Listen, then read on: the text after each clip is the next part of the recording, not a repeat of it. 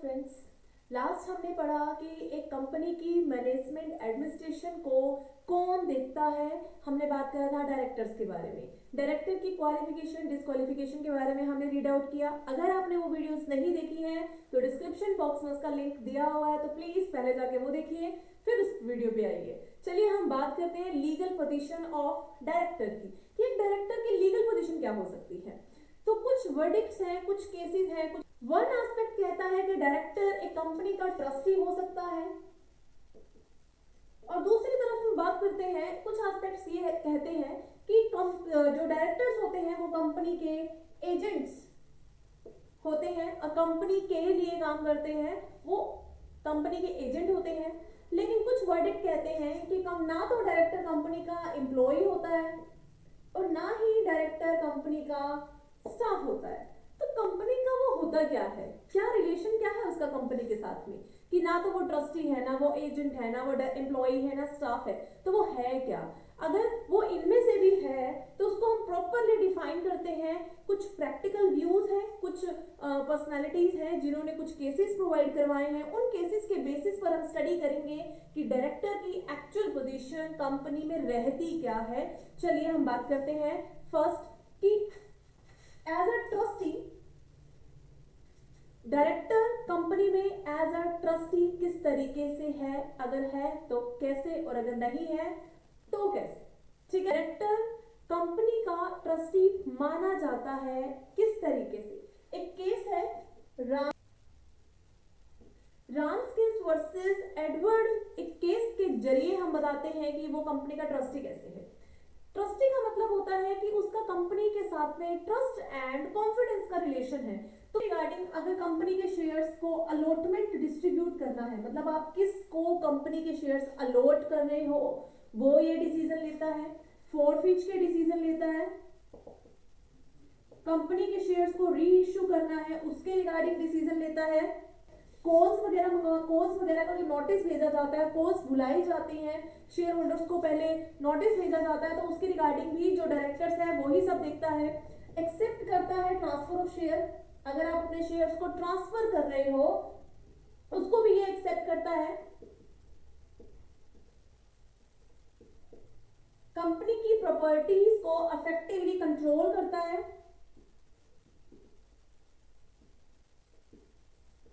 तो ये सारे काम करता है। इस जो ये रामस्किल्स वर्सेस एडवर्ड केस है, इसमें ये बताया गया कि जो डायरेक्टर है वो एज अ ट्रस्टी है, क्योंकि वो ये सारे फंक्शंस क्या कर रहा है, परफॉर्म कर रहा है। नेक्स्ट हम केस लेते हैं, एक है री लैंड अलॉटमेंट कंपनी। इस केस में क्या है, इस केस में ये है कि डायरेक्टर ने शेयर होल्डर को कॉल करके ये बोला कि आप अपने कॉल्स को पे कर दीजिए। जैसे कि मैंने लास्ट वीडियो में बताया हुआ है कि डायरेक्टर्स को एक क्वालिफिकेशन शेयर्स की जो है वो कंप्लीट करनी पड़ती है, तो इट मींस उसको कॉल्स पे करनी पड़ती है।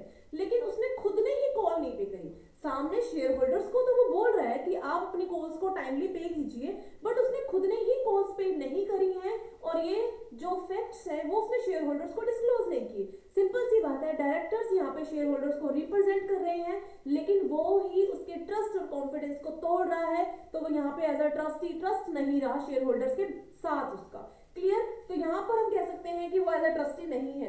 तो ओकेजनली हम बोल सकते हैं कि अगर वो ट्रस्ट एंड कॉन्फिडेंस के बना के रखता है अपना शेयर होल्डर्स के साथ में, ट्रूली रिप्रेजेंट करता है उनको, तो वो एज अ ट्रस्टी यहाँ पे काम करता है। डायरेक्टर्स को एज अ ट्रस्टी बोला जा सकता है।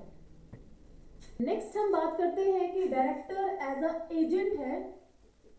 Director as a agent, company personally कहीं जाकर कोई भी काम नहीं कर सकती, कॉन्ट्रैक्ट नहीं बना सकती, इसीलिए जो डायरेक्टर्स होते हैं वो कंपनी को रिप्रेजेंट करते हैं, एज अ एजेंट काम करते हैं। मींस डायरेक्टर कंपनी के लिए या कंपनी के बिहाफ पे कॉन्ट्रैक्ट साइन करता है, उसके लिए डिसीजन लेता है। क्लियर। लेकिन यहाँ पर वो टोटली रिस्पॉन्सिबल नहीं है कंपनी के लिए। सपोज डायरेक्टर ने कोई कॉन्ट्रैक्ट किया, लेकिन वो कॉन्ट्रैक्ट की वजह से कंपनी को कुछ लॉसेस हो रहे हैं या कंपनी को कुछ प्रॉब्लम्स क्रिएट हुई हैं, तो कौन लायबल रहेगा, कंपनी ही लायबल रहेगी, क्योंकि वहां पे वो सिर्फ कंपनी को रिप्रेजेंट कर रहा है, कंपनी के बिहाफ पे काम कर रहा है, टोटल लायबिलिटी कंपनी की ही रहेगी। अब फर्ग्यूसन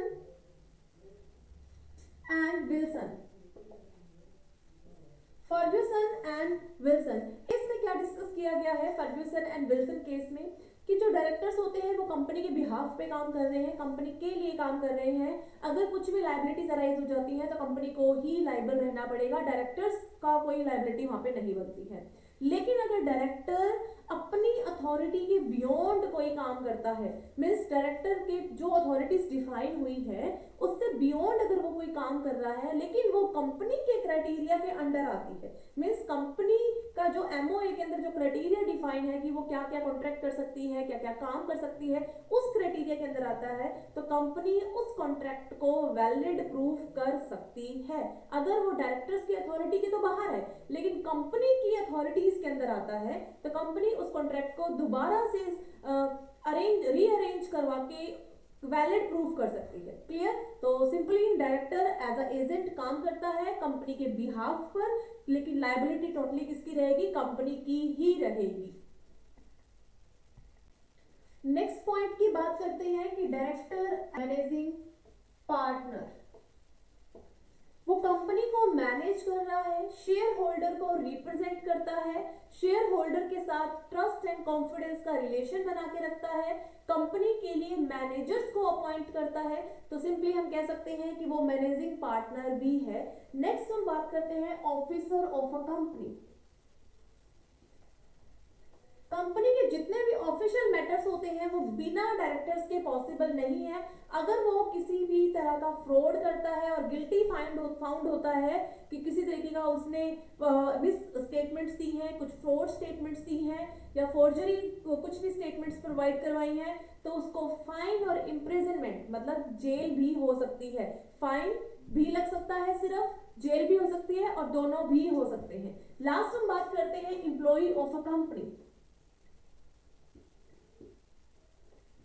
एक डायरेक्टर कंपनी का एम्प्लॉय भी है क्योंकि वो कंपनी को अपनी सर्विसेज प्रोवाइड करवा रहा है और उसके बदले में रेम्यूनरेशन रिसीव कर रहा है, तो वो कंपनी का एम्प्लॉय भी है, स्टाफ भी है। क्लियर? तो सिंपली हम यहाँ पे ये कह सकते हैं कि ओकेजनली वो अपना रोल जो होता है ना वो चेंज करता रहता है। मीन्स कभी वो कंपनी का ट्रस्टी बन जाता है, ट्रस्ट एंड कॉन्फिडेंस के रिलेशन को रिप्रेजेंट करता है, वो कभी कंपनी का एजेंट बन जाता है, कंपनी के जो भी अथॉरिटीज होती हैं, जो भी एसेट्स होती हैं उनको वो प्रॉपर तरीके से मैनेज करता है, कंपनी के बिहाफ पे कॉन्ट्रैक्ट करता है, वो कंपनी के शेयर होल्डर्स को रिप्रेजेंट करके मैनेजिंग पार्टनर्स बन जाता है, कंपनी के ऑफिशियल कॉन्ट्रैक्ट्स करके वो ऑफिसर का रोल प्ले करता है और एज अ वो रेम्यूनरेशन रिसीव कर रहा है अपनी सर्विसेज प्रोवाइड करवाने के लिए, तो वो एज अ एम्प्लॉय भी अपना रोल प्ले कर रहा है। तो ओकेशन बेस्ड वो सब रोल्स प्ले करता रहता है, जैसे कि हम अपने घर पे बहुत सारे रोल प्ले करते हैं as a mother, as a sister, as a wife, तो सिंपली एक डायरेक्टर भी सेम कंपनी के अंदर different types of role play करता है। तो होपफुली कि आपको वीडियो पसंद आई होगी। Please it's a request to you all कि आप ये वीडियो दूसरों के साथ शेयर करें, जिन्होंने सीईटी क्वालिफाई किया है वो तो स्पेशली इन वीडियोस को देखिए, उनको बहुत ही ज़्यादा बेनिफिट होगा। And thanks